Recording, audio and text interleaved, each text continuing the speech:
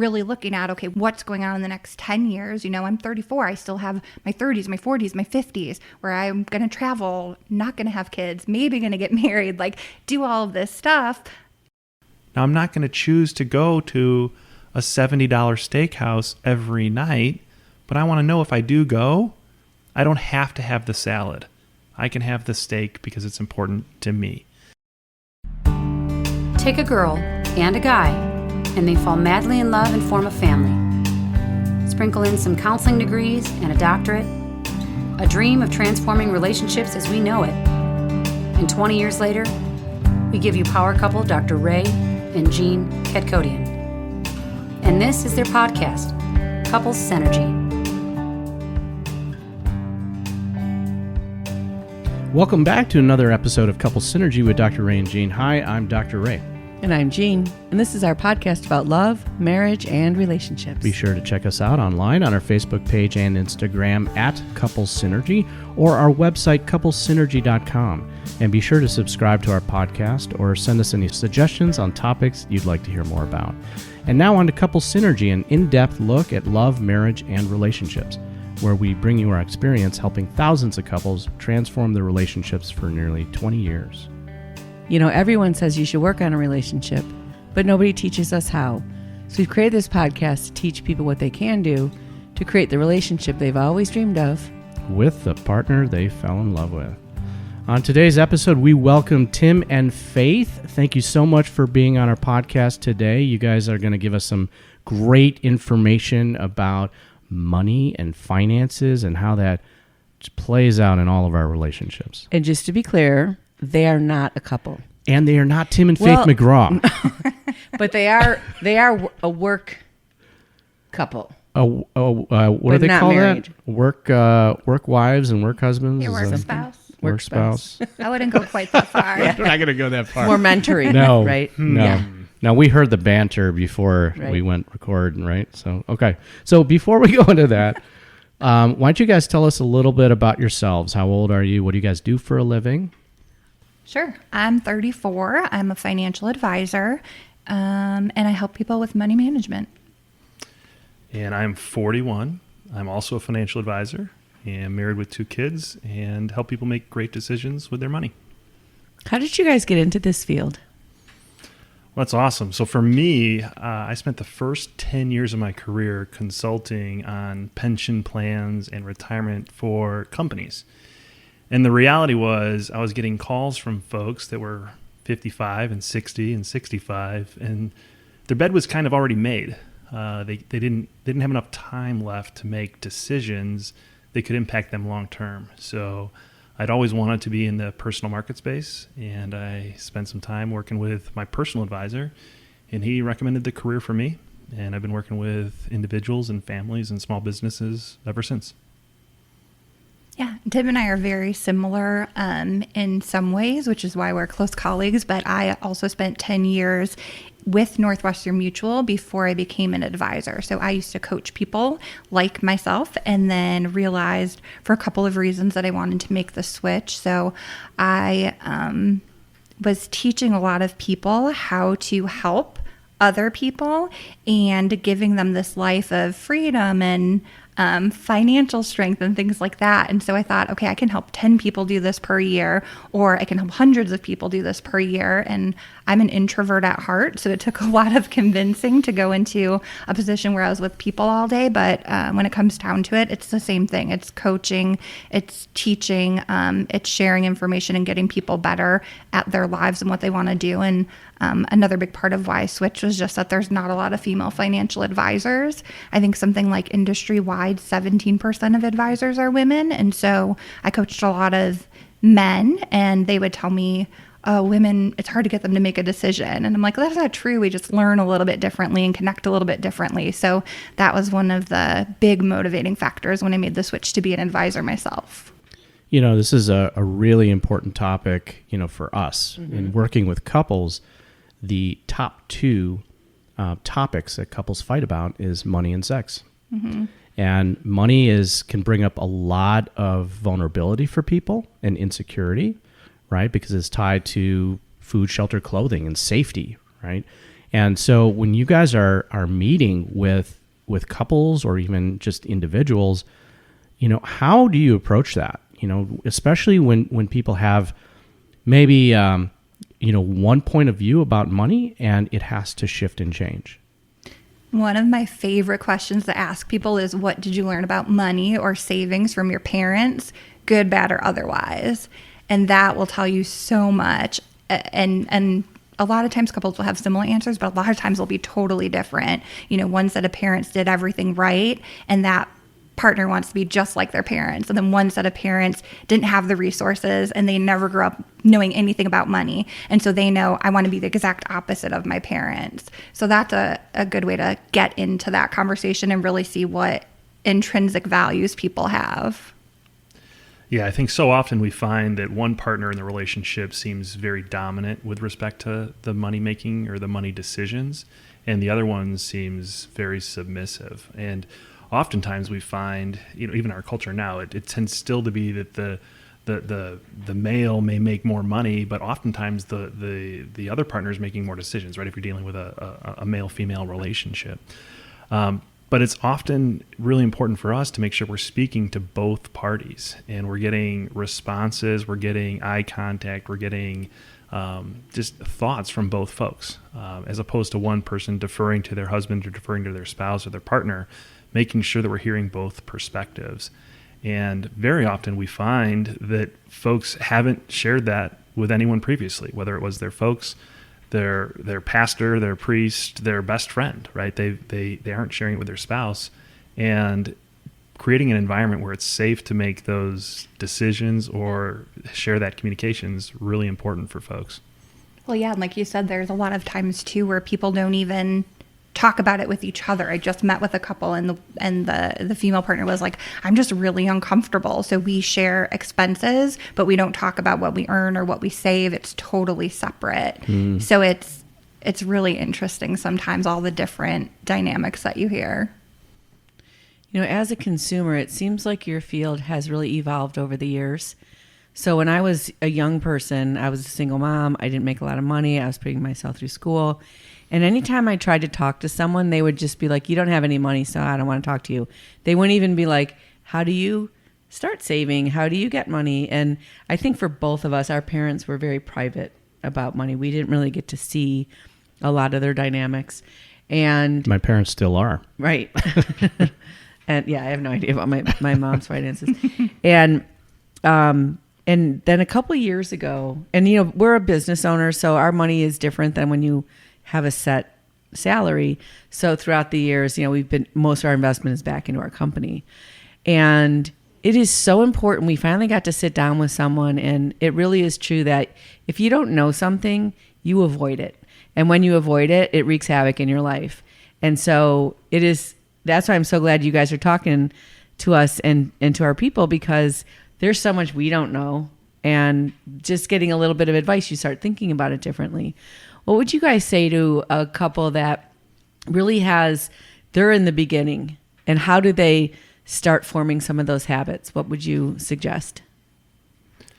So the first thing that I'd be thinking about, if we're at the beginning, right? We're in our 20s or our 30s, and we need to start thinking about our finances. First, we want to get an understanding of where are we today.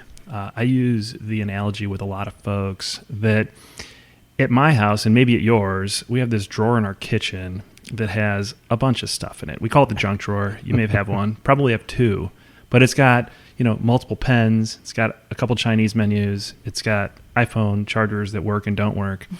And first thing is we need to just take stock. Did you go peek at our drawers? I didn't necessarily peek, but the writing was on the wall. Tim has the best analogies. But just understand what's in there. And the reality is all the stuff that's in there was put there for a reason, and it probably was appropriate when it went in.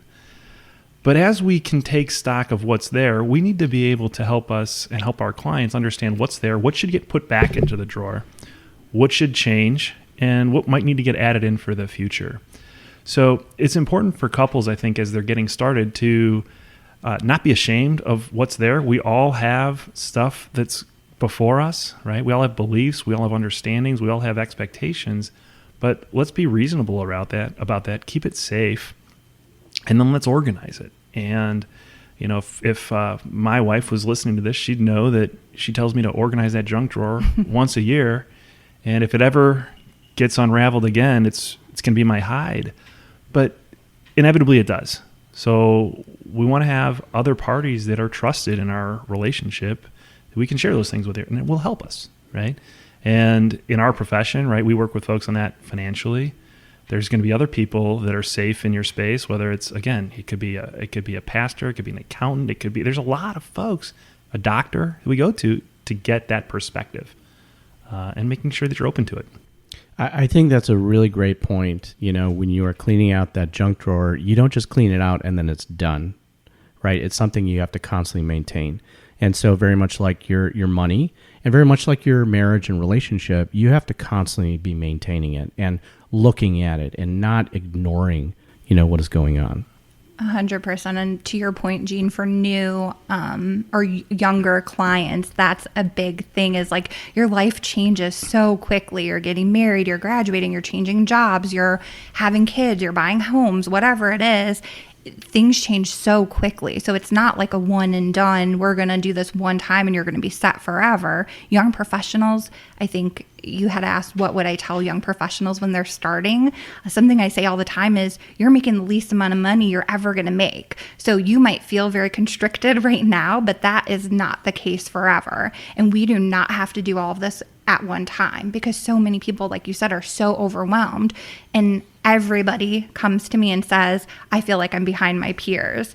And that's not the case. We feel that way because we're not taught any of this. And so if you're one of those people, like you mentioned, and definitely like I am, where if you don't know something, you avoid it, and then it just sits behind you, weighing over your shoulder, it's so overwhelming, and you think everyone else has this handle on it, but nobody does. We're not taught this stuff. There's not really personal finances. We're not taught what the difference is between a Roth and a traditional 401k, or what life insurance to use. It's so overwhelming and specific. So if you don't have a professional coming in, kind of guiding you for what questions to ask, you don't even know what to ask. You're just out there in the dark, not even knowing what tools are available to you.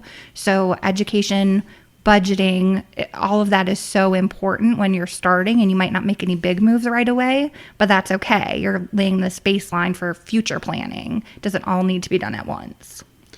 The last thing that I'd share with that, Gene, you said when you're younger, right? And how do you make these decisions?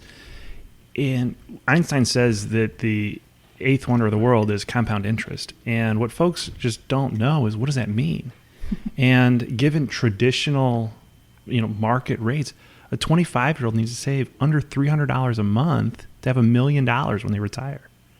I mean, a 35-year-old needs to save 2.5 times that number. Like, the ability to start sooner, start something at some level, is so critical for folks over a long period of time. Yeah, that's really an important point. And it, especially if you're starting, maybe you don't have $300 a month and you have 20, but that's still a really important thing to do. And as you guys were talking, I was thinking, I think I'd rather go to a marriage therapist than a financial advisor in terms of, like, it feels much more private. Like, I'm much more protective about stuff like that than I am. People talk with their friends about sex. They talk with their friends about a lot of things, but not money. 100%. I joke with my clients all the time, like, I'm a financial counselor. I'm not a marriage counselor, because the conversations do get a little bit heated, because it is something, again, you don't talk about often. And I think a lot of couples, today, what they do is they just separate their money, and they just keep it separate, because for them, it's a lot easier, right? Then they don't have to have the tough conversations, and maybe they have one account that they just throw their money in to pay all the bills. And then it's like, don't ask, don't tell kind of policy, which, we have seen doesn't really work very well in a relationship. But I don't know. How do you guys approach people like that? I'd be curious to hear your answer, Tim, because being almost a decade further into your life and experience than I am, I do see a lot of people keep their money separate, which there's not a right or wrong answer, but you do have to communicate. So I'll let Tim answer and see what he has to say. I think more and more that's true for younger folks, especially because younger people, so the millennial generation, or whatever the moniker is, tend to be getting married later and later in life. So they're more established coming into it. It has worked. It can work. But I think there's a level of transparency. What we tend to, I think, see more often is folks that both have stuff already, and they're trying to figure out what's the best way to combine it. And to your point, I'll just leave it separate. I'll pay the mortgage and you'll pay the utilities, and then we'll split dinners. And that just tends to erode over time. And the first transition that I tend to recommend to clients is one, talk about what do you need? What do you as a couple need from a lifestyle standpoint coming into it, right? What pays the bills? And contribute your paychecks to a common account. But determine also what's a level appropriate of maybe an allowance, if you will, that you give yourself personally. And, Ray may want his to go towards Starbucks, and, you may want yours to go towards new skiing, right? But you can't argue about the allowance money, right? That money's ours individually. The common money is what we're making our broad decisions about. And that way everyone's got a little bit of their own. And the common money is, do we go out to dinner together, or are we going out with friends? Are we going on a trip, or those types of discussions? So we see that more often, and folks taking that baby step towards combining their finances fully. And then I think later on it gets to be, what if one spouse decides to stay at home with kids and they're no longer an income earner? And how do we go through that transition? And again, it's just another step along the way. But we don't have to make that step at 27 years old when we're getting married for the first and hopefully only time. Yeah, I think I see a lot, like I said, of couples that are, like I said, I'm 34. So a lot of my couples are in that 30 to 40 range. And as Tim mentioned, a lot of people are getting married later. So they do come in with a lot of different pieces. And so a part of the, you can't see my air quotes, but the homework that I give them is to fill out a little workbook that has all of the family's assets, all of the liabilities, all of the different savings account, all of the different credit cards. And so many times people come into their first meeting with me and they say, wow, this was already so amazing, because we've never even looked at what the other person had. And I know this goes a little bit back to your question before, Jean, but a big part of financial planning, to Tim's point, is figuring out what you want, right? What are those goals? Because I might have this vision for my future that's totally different than what my partner thinks, or what we separately might have thought once we are getting together. It might be totally different together than it was separate. So really looking at, okay, what's going on in the next 2 to 3 years? What's going on in the next 10 years? I'm 34. I still have my 30s, my 40s, my 50s, where I'm going to travel, not going to have kids, maybe going to get married, do all of this stuff. You need money for all of that, and you need to know what's coming to be able to plan for it. So again, with couples, talking through those things as well as the finances is really important as well. I think we're also seeing this issue with the boomer generation, because they actually have the largest percentage of divorce going on right now within their generation. So now you have two people, or a person, who has their assets, and they've been divorced, and now they meet someone else and they want to, maybe get married again. And so these two people with their own assets are trying to come together and create something of a union, right? I mean, generations ago, it was a lot easier because you were coming out of school and maybe you didn't have a, pot to piss in, and you're now trying to come together. And so the two of you are starting at the same place, right? But now we have generations that they have all their assets. Maybe they even have their own home, right? In real estate. And now what do we do, right? And to complicate things, what if one partner has more debt than the other, right? And so now we're also seeing these prenups, and it's so much, children that they want to be right the heirs, and it not go to the spouse or the spouse's kids. So kudos to you guys, because I would say it's very complicated now more than ever. Tim, I'm sure, has more clients than me in that space, but the clients that I have that have previously been divorced do ask me to keep a lot of money or things separate, not behind the partner's back or anything, but they both will come in and say, we've been through this before, we've separated finances before, we've dealt with debts before, we're just going to kind of keep, his house, my house, rent one of them, live in the other, we're just going to keep money separate.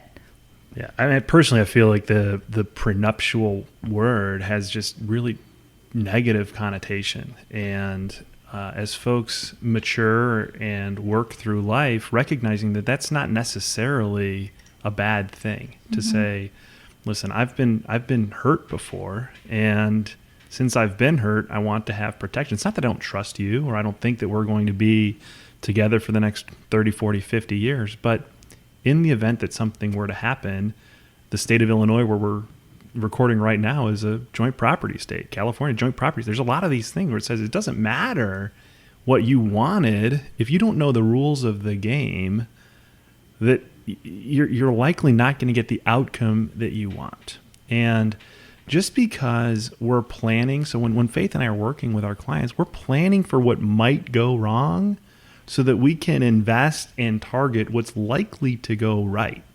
Okay, but having those conversations ahead of time makes a ton of sense, and it just makes it really easy for folks to say, before you have that partnership formalized or finalized, some of these tough conversations are probably healthy, because it's a lot easier to have it 6 months before you sign the marriage certificate than it is 6 years after.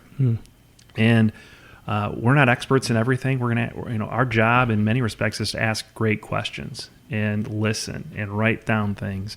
But we refer folks to other experts regularly. Refer yourself, get to an attorney that says, if I have a new spouse and I pass away, I don't want that new spouse to get these assets, right? That's supposed to go to my children that I had with my ex-husband or my ex-wife that passed away, right? Like, that's what we wanted as a family. So how do we have that legacy continue to mature through time rather than just being judged by the laws of the state at the time some event happens?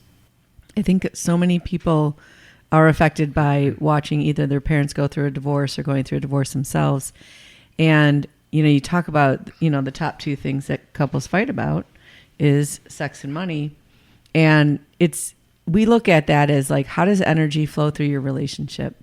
And, if you're keeping secrets from each other, or you don't want someone to, it isn't about how you manage it. It's about how you share that information. And if this is your person and you don't want to share that and you don't trust them, then there's bigger issues going on.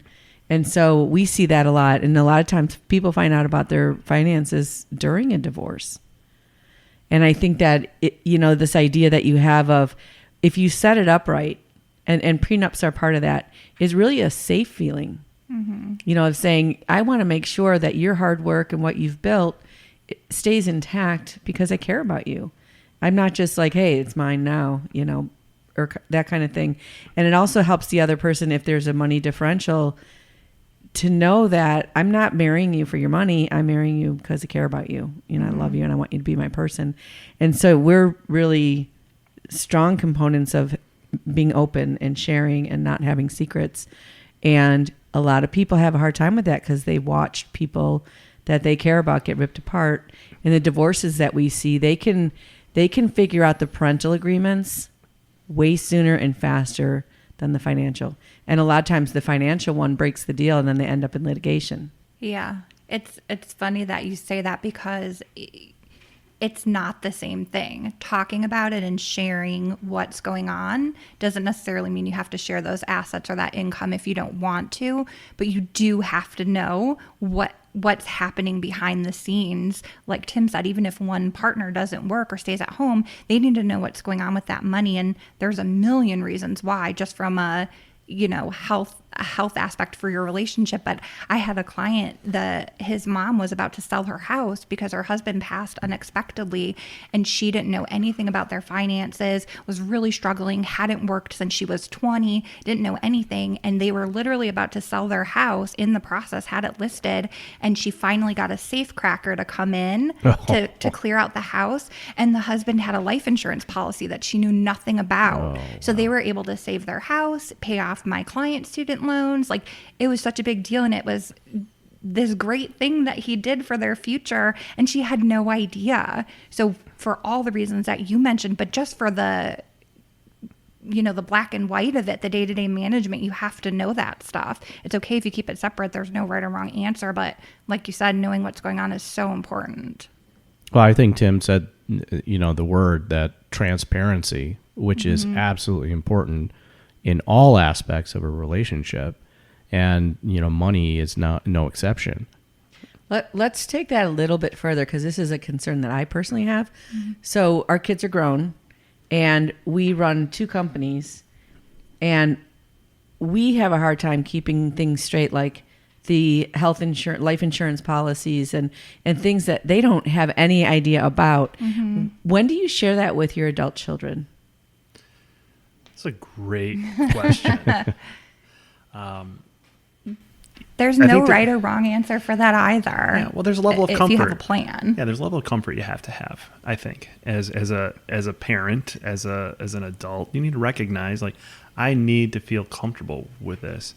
I think even if we don't share it, we see a number of clients that don't share those things with their children, but they let them know where it is, and they name a party or a group of parties that are going to act as their proxy in the event that we can't communicate it directly. Okay, and that could be an attorney, a friend, just a trusted person. But personally, I'd like to think that the earlier, the better. Okay, and I have a 12-year-old and a 10-year-old, and we're working now on what's the value of $1 and those types of things. But my vision personally is 22, 25, to start really letting them know what mom and dad have done, for better or for worse, right? There's a lot of goods that we've made, and there's a lot of bad decisions that we've made. So I think it's important as they get into that early adulthood to share with them the things that you think you've done really well, the things that are opportunities, the things that, hey, what happens if something happens to me? Who do you talk to?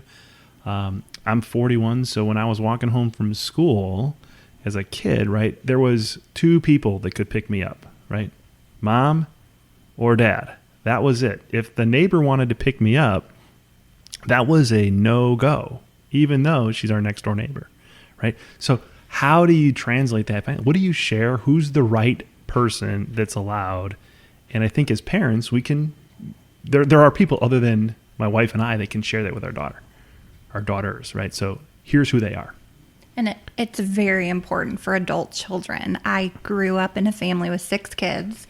And when my youngest sister was maybe 4, my dad broke his back and was disabled and never was able to work again. So my parents had a very different life than the one that they thought they were going to have. So that's something in the back of my mind that I talk to my clients a lot about, is generational planning. Not only do my finances potentially affect my parents if something were to happen to me, but their finances absolutely affect me and my siblings, because they weren't in the position where they were able to save or do a lot of things right, not for lack of wanting to. They just, the unexpected happened. And so now my 5 brothers and sisters and I talk all the time about how we're going to protect our parents, how we're going to take care of them when they get older. And so I always ask my clients that are in their 30s and 40s, like, how are mom and dad doing? Are they healthy? Are they alive? Do you anticipate having to care for them? Are there any siblings or special needs in your family that you're going to have to take care of? And always the answer is, I don't know. I think my parents are doing well. I think they're fine. And so I say, well, in my family, I'm the go-to kid because I'm in finance. So my parents ask me all the financial questions. My mom just turned, hopefully she doesn't listen to this, but she just turned 65. And so she was asking me, how do I sign up for Social Security and Medicare?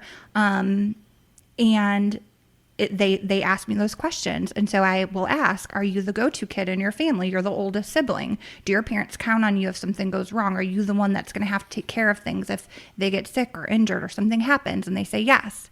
And I say, okay, well, what if they haven't done as well as you think?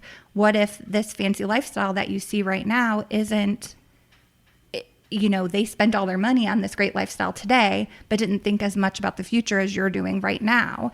And then if something, as they age, if they need care, you're going to be the one that's going to be making these decisions. You're going to be the one that's essentially funding this. You have to, at some point, have these conversations, not only for the parents to feel comfortable that they know someone's going to be able to follow their wishes, but for the children to know, okay, maybe I am going to have to be financially responsible for my parent. That changes the way that I live today. I want to make sure that I can take care of them in that way. So you need to know at some point, at least the basics of we're working with a planner, our retirement is set, the house is going to be paid off. If I pass, I want you to keep this in the house or in the family, or if something happens to me, it's okay to sell the house. You guys built this beautiful home. Maybe you want it in the family, or maybe it's more important that your kids don't feel an obligation to a house and are able to be financially okay. So I know that's a little bit of a dark topic, but it's so important. It absolutely is. It reminds me of our good friend who was named executor, right, of the will. Mother-in-law. And he said, if anyone asks me to be executor of their will, I'm asking for $50,000 up front. It's a lot. Yeah. It is a tough too job. much of a pain, going around to these different banks and trying to get, and all that's the if assets. it's set up well. It's still a big pain. When it's not set up at all, it's a nightmare. Mm-hmm. I was just thinking about that because we have some policies on our kids that we, it's whole life that we thought, when they get ready to buy a house, they can use that money for that. And we didn't want to tell them about it. And now we're still paying into it. Listening. We're still paying into it, but we can't control it anymore because they're adults and they own it. It's like their name, their social security number, Sure. but they don't even know it exists. It's a really weird dichotomy. We should probably tell them about it. Before this podcast comes out, I think. Yeah. But those are interesting. So they were minors when we bought it. Mm-hmm. And so if we ask about, if you think about different pockets of information that people need, like life insurance or retirement accounts or savings accounts, what are some times in a person's life that they should go, I need to contact and get some financial guidance? Anytime there's a change or something big is happening. So graduating from college, yes, you might be too young to do a ton of planning, right? You've got the student debts, but learning how to budget and what the basics are. Disability insurance is something we talk to young professionals about all of the time. If they're going to be working for the next 40 or 45 years, their ability to earn income is their biggest asset. So protecting that first and foremost. So that would be an example for a very young professional. When you're getting married, when you're buying a home, when you're having kids, those are all triggers to start thinking about life insurance, powers of attorney. My clients who are 18, who have kids that are 18 or older right now that were going back to college, I was referring them constantly for power of attorney, because if their kids got sick or got COVID, heaven forbid, they wouldn't be able to access any of their health. The doctors couldn't tell them anything about it because they're adults, like you said. So I think anytime there's big changes, when you get a new job, when you leave a job, if you need to roll over your 401k to not lose track of those retirement assets, just anytime there's a change in your life, that should be a trigger of like, what do I need to do right now in my financial world to keep myself healthy overall? So I think a strong rule of thumb is anytime it's going to be really difficult for you to do it, you should have done it 3 months ago. Yeah. Okay. I think we're like 10 years behind. Right. But we talk about that even like with individual investing, right? Folks the human nature in us is to ride the wave, right? Things are going up. And there's an old saying, right? Pigs get fat, hogs get slaughtered, right? We get greedy. So we want to buy things on their way up. And there's a lot of talks about contrarian views. So doing things that don't seem to be the way you should go about it. If you want to play football and everyone's looking past, you might want to run the ball, right? There's a lot of things that we can think about so financially, if it's too busy or too hectic or whatever, you should do it, and you probably should have done it before. If you're feeling achy and you have a headache and your fever is 103, you probably should have already taken some vitamin C. You should have seen the doctor. These are things, this is your body telling you it's time, and it's probably a little past time. Faith, you had mentioned something when we talked before about when you start a new job and getting a look at what benefits might be offered and how you can really use that. Oh my gosh, I'm so crazy. I love that topic so much. I get so nerdy about workplace benefits because so many people overlook them. And again, a lot of my clients are 30s and 40s. Like they don't, and to no fault of their own, but they don't know what benefits to elect. They don't know, again, the difference between a Roth or a traditional 401k, which the Roth is a lot more common now, so people have these questions, but they don't know if they should get personal life insurance or do the group insurance. And it all depends on what their situation is. But I see so many times where people haven't even elected, or they declined their free benefits because they thought they weren't going to need them, or they have a match with their employer that they're not maximizing just because they didn't really pay attention to the contribution limits that they had. I just see so many people not using those well, and that's such a great foundational place. And then again, when you're changing jobs, you don't want to leave any savings in your old retirement accounts over there. So that's, all of that is tied into workplace benefits. So how does someone go about finding someone to advise them? I mean, there are a lot of people out there, right, that provide that kind of service. What should people be looking for, and what questions should people be asking? Let me give you my cell phone number. We're definitely going to put your contacts in our show notes. I think it's important for folks to really be able to connect with a person that they're going to seek advice from. I think it's also important to not be lockstep in agreement with said party, right? You want to be able to discuss your views. You want to hear someone else's opinion. If a person is going to say yes to every one of your ideas or your thoughts, they're probably not thinking critically for you.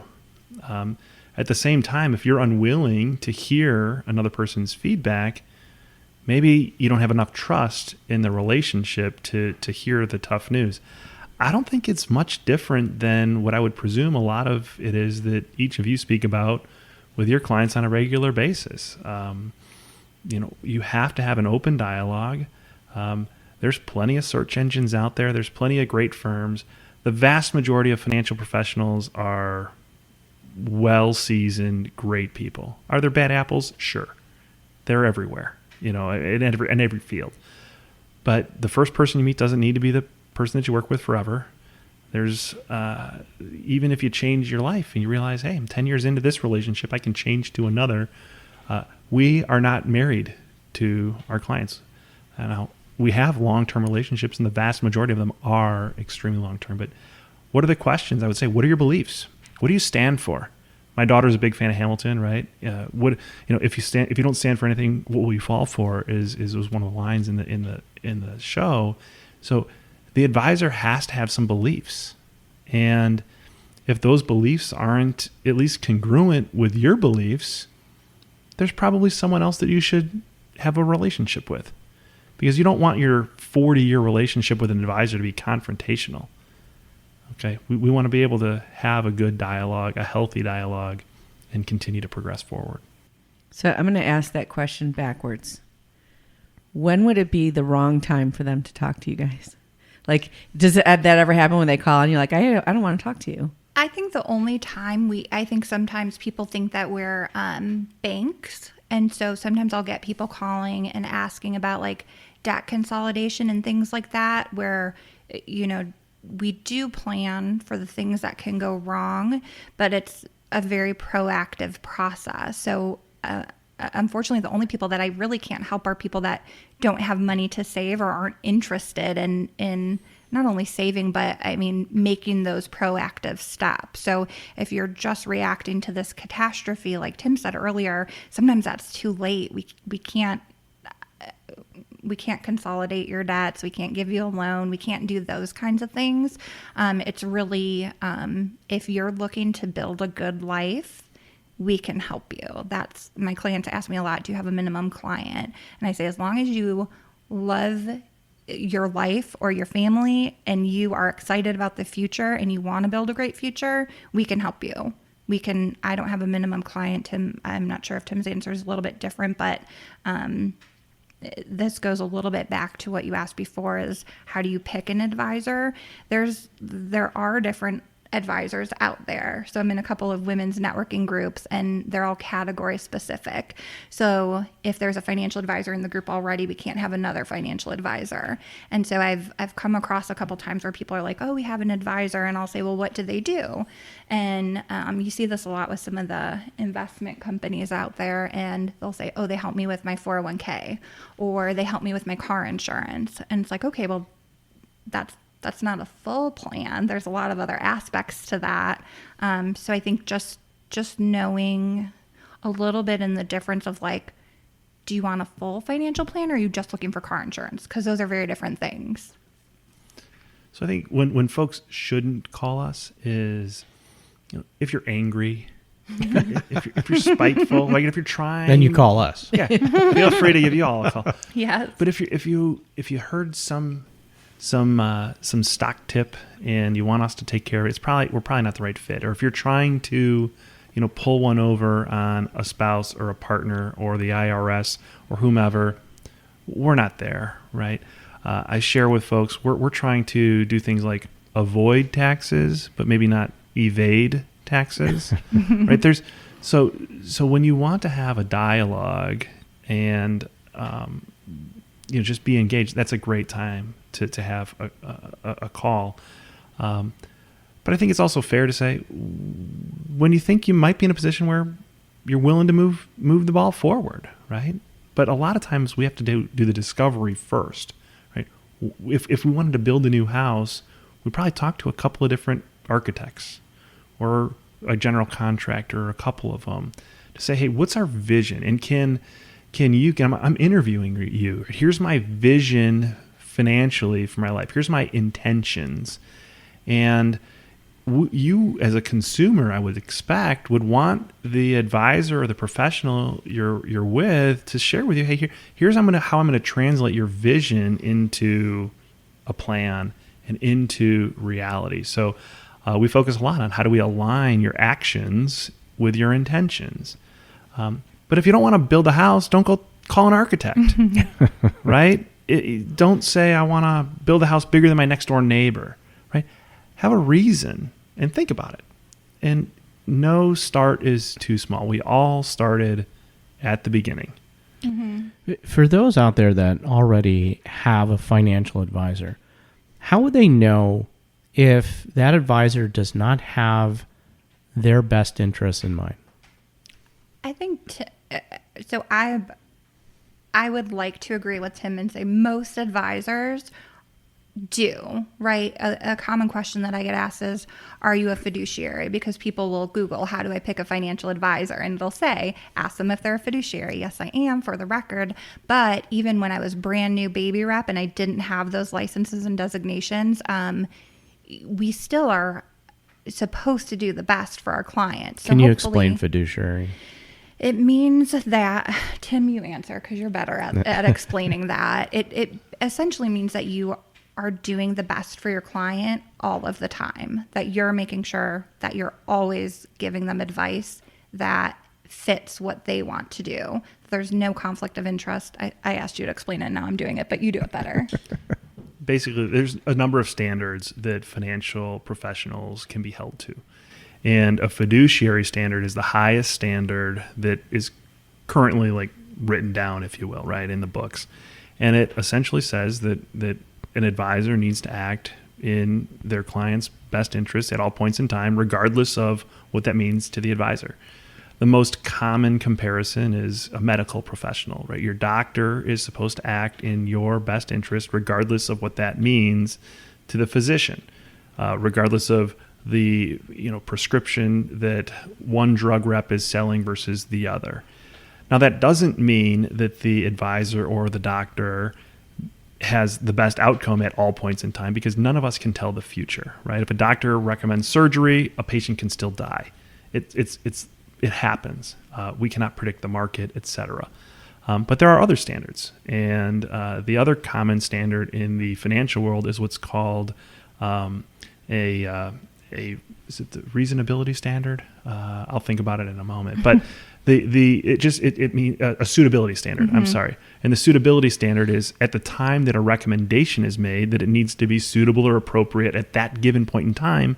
But there's no ongoing or future standard held. So when you're working with a financial professional, it's important to know what's the standard of which we're working. What's our expectation? And I think to your broader question, it's, how would you know if they're not having your best interest at heart? One, most are. Two, have you communicated that, right? Did that change? But it's reasonable to totally ask questions of that person. The last thing I would share on that is get a second opinion. If I blew out my knee and the first person I saw said, go get surgery, I might say, I want to check it out. And maybe someone else is going to say physical therapy. Okay. And those are two different opinions, and I want to have both of them, and I might get a third.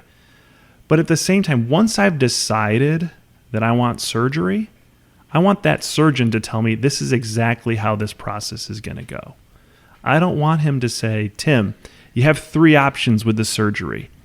We're going to get you in at 9 o'clock. We're going to do this, do that, or we can do it this way. Recognize that person's an expert. I did my research in advance. I felt very comfortable with the relationship, and now I'm ready to move forward.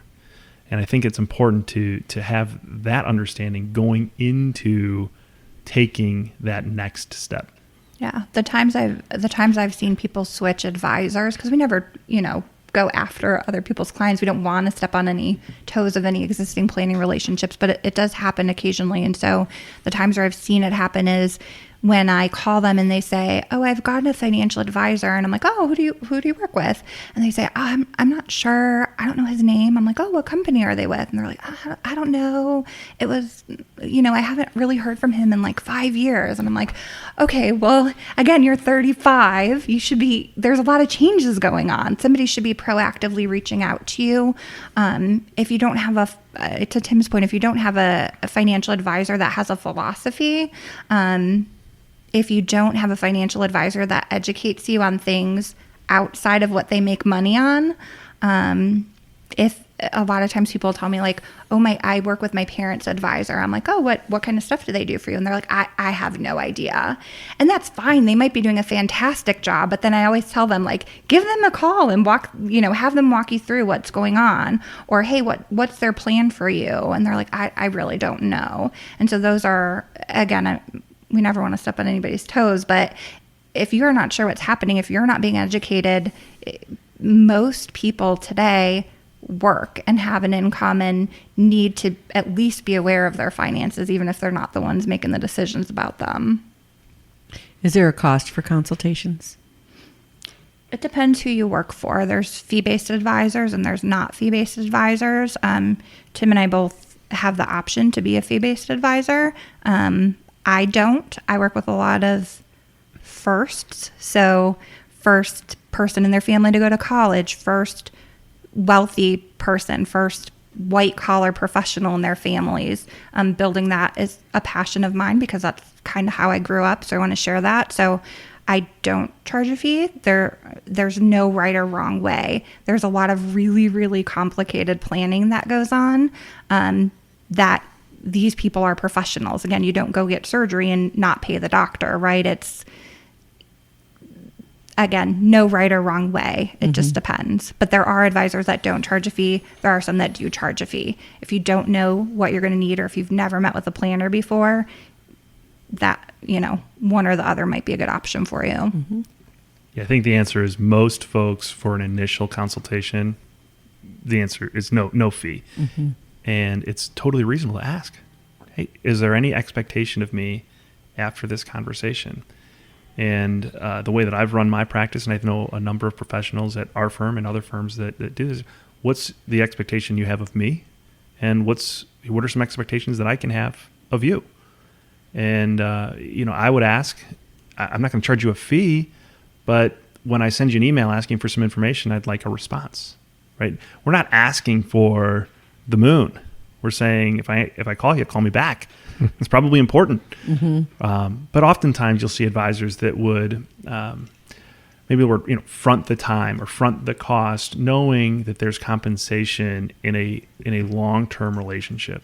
And I would suggest that if an advisor is looking for a lot of those compensation or dollar amounts up front, you would need to evaluate it. Is that something that's of value to you as a consumer? Or do you want to look somewhere else? But again, a second opinion, a third opinion, all fine. So this is a great question. This will be our final question. We work with people at all different socioeconomic levels, and they all say the same thing. And they all have no idea what they're saying. And they all say they want financial freedom. And you see people that are making $1 million a year, and they're so anxious because they're just waiting for it all to crumble. Or you see people making, $100,000 a year, and they feel more secure. How would you guys define that term of financial freedom? I don't. I ask my clients. That's always, again, part of everything I do is very goal-based. So whatever you think is financial freedom, if that's travel, if that's buying an RV and just driving the country and not even having a physical house in retirement, if that's just knowing that your kids are going to be able to go to college and not have student loans like you did, I don't think there's a real definition for it, which is partly why maybe people don't know what they mean when they say that, but it's not having to worry about money and being able to live the kind of lifestyle you want to, and knowing that you're covered for whatever it is that's important to you or your family. Gene, it's a great question. And I think it shows just an evolution of what you've probably had with your clients over the years. Because I would say 10 and 20 years ago, we'd talk about what's retirement mean to you. And in my career, we've started to really switch that dialogue to say, what is financial independence or financial freedom? And it is important, like Faith described it, what does that mean to you, right? For some folks, it's time over money. For some folks, it's money over time. But we work to really understand what people want to do. Personally, for me, right, maybe not for my clients, I want to know that if I go to a restaurant, I can order whatever's on the menu. Now, I'm not going to choose to go to a $70 steakhouse every night, but I want to know if I do go, I don't have to have the salad. I can have the steak because it's important to me. And I want to be able to create boundaries around what's important, what's safe, what's reasonable. And I'll share a quick story about this because there was this study done, I believe it was in England, coincidentally. And the study was around the study was around two schoolhouses. And one schoolhouse has a fence around the schoolyard, the other schoolhouse has no fence around the schoolyard. And these sociologists are studying the children to see how far are these children going to stray from the schoolhouse at recess time. And the question to us as humans is, which kids are going to stray further? Those who have the fence or those who don't have the fence? And I'd ask you, we didn't plan this ahead of time, but which students or which children do you think stray further from the schoolhouse? Those with a fence or those without a fence? Those with the fence. Those with a fence. Mm-hmm. And I would imagine you have some level of knowledge of human nature. Mm-hmm. Those who know... You're smiling like you know the answer. Those who know where the fence is know where safety is. Mm-hmm. So they are clear. The students with a fence go right to the fence line.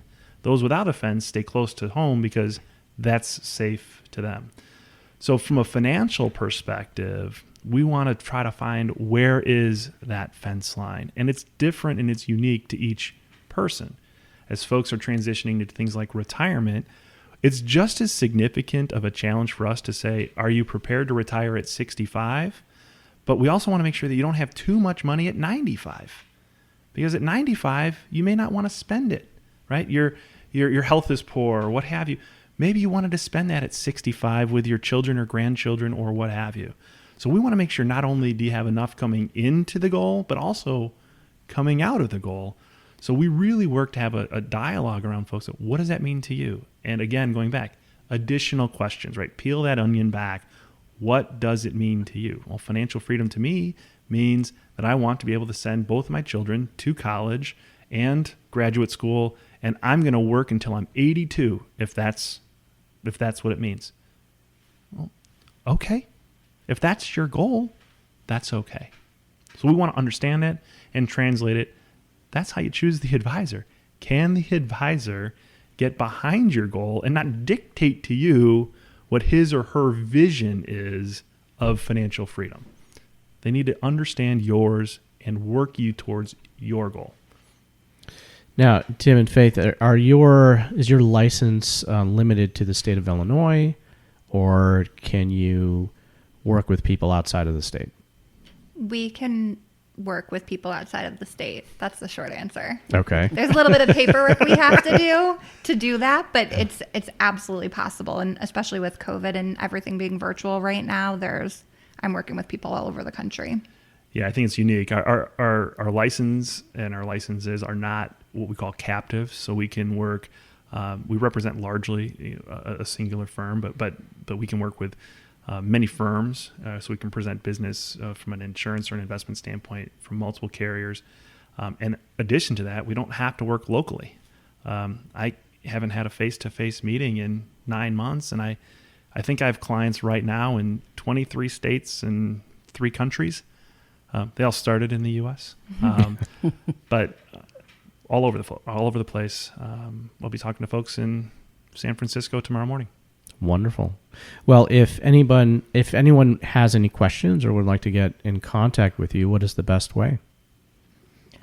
I mean, I would imagine you guys will put our info somewhere Absolutely, in the yes. podcast world, but a call or an email is totally fine. Yeah. You can find all my stuff on social media as well. Great. Yeah, social media. My website's timothy-jackson.com, and happy to connect with folks. Awesome. Well, thank you so much for being on the podcast today. This has been very informative, and I'm sure all of our listeners really appreciate it. Yeah, one of the things that really strikes me is that when you're taking care of your relationship, you also have to take care of your physical body. You have to take care of your home. And, that analogy of doing the work to create a fence so you know it's safe is going to improve your relationship, not just your financial picture. So this is a really important topic. We're really guilty of not doing enough in this area, and we've been fortunate, so things are good, but we need to do it too. I love this. Hopefully you guys can tell that Tim and I are both passionate about what we do. So this was so much fun. Thank you guys so much. We want to thank you so much for joining us on Couple Synergy today. Our passion is in helping couples and people have happy and healthy relationships, and this podcast gives us a fun way of bringing our knowledge and expertise to you, our listeners. For all of you listening, please subscribe to our podcast and please leave us a review. If you have any questions, comments, or topic suggestions, please email us at contact@couplesynergy.com. For more information about Couple Synergy and our programs such as the Couples Weekend Intensive, our online community called Connections, and our premier program called Couple to Couple, look us up online at couplessynergy.com. And if you know someone who could benefit from this episode, please download it and share it. And thank you for listening. Until next time, synergize your life and synergize your love. You have been listening to Couple Synergy with Dr. Ray and Jean Ketkodian. Couple Synergy was recorded, edited, and produced by Dr. Ray and Jean Ketkodian. Voiceover and music entitled Breathe and Let Go was recorded and composed by Gina Gonzalez.